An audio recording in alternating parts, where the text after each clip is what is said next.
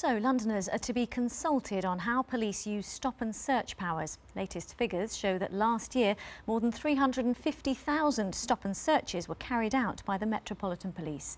Around 18% of those resulted in an arrest or a drugs warning. But figures released by the Met today suggest black people are still more than twice as likely to be stopped than white people. Our reporter Aisha Baksh has been talking to Londoners about their experiences. Fabian Soazandri is 25 years old. He's been getting stopped and searched by the police since he was at school. I was stopped and searched almost every day, really, growing up in South London. Lots of different situations, going to the chicken shop, coming out of school in our school uniforms, or hanging out outside of my mate's house. He's now a filmmaker who runs his own company and still feels he's been unfairly targeted. If I'm walking with my white friends, I won't get stopped. But if I'm walking with my black friends or Asian friends, I'm likely to get stopped. But on the Caledonian Road, locals had mixed feelings about police powers. I think they possibly go a bit over the top, but I think they must have the power to do it. I've never been stopped and searched, but a lot of my friends have. And the main difference between me and my friends is that they tend to be from African or Caribbean extraction. Those are the ones who tend to be stopped and searched. So I would say it's better to be searched than not and have more crime happening. Young people these days thinks it's normal to be stopped and searched, because that's just what happens. If you go out and you're in a group, you're likely to be stopped and searched, even if you're not up to anything. So as the public consultation begins, Fabian hopes the government will listen to what Londoners have to say. Aisha Baksh, BBC London News. With me now is James Brokenshire, the Home Office Minister. A very good evening to you. The varied views of Londoners there. Let's just pick up on that. Will the Home Office listen to the views of Londoners? Yes, we will. This is a public consultation to get some direct feedback on what communities' views are in relation to stop and search. There's separate work that Her Majesty's Inspectorate of Constabulary, the body that looks at policing, is also doing a separate report.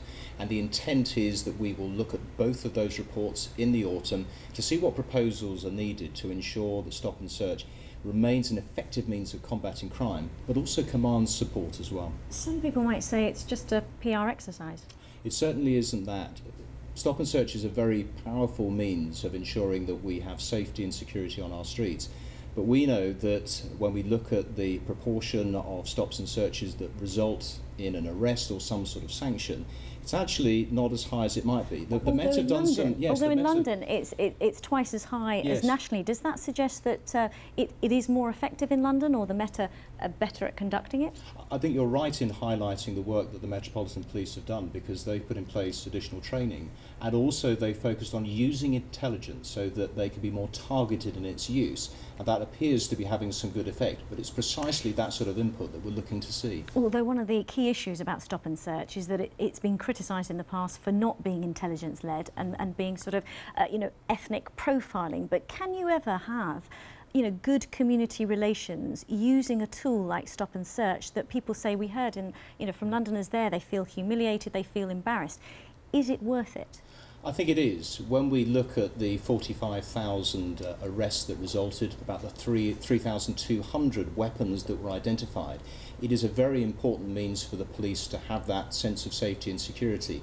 But it is important that it has confidence. That is precisely why we're going out, getting the views of the public for them to feed back in this way.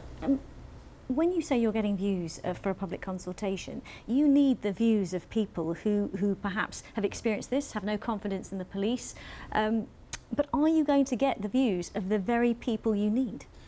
Well, part of the consultation will involve taking this out into communities. So it's not simply about people responding on a website, it's actually taking that to the people so that we can get some direct feedback and properly inform these decisions, because we want stop and search to work well, and it's by having that public input that we believe that that will be achieved. Is getting rid of stop and search even an option? I don't think getting rid of stop and search is the answer, because it is really important in fighting crime, actually delivering safety. It's about doing it well, doing it effectively. That's what this consultation is about. James Brokenshire, thank you for your time this evening. Thank you, Thank you. Let's head straight to Wimbledon now.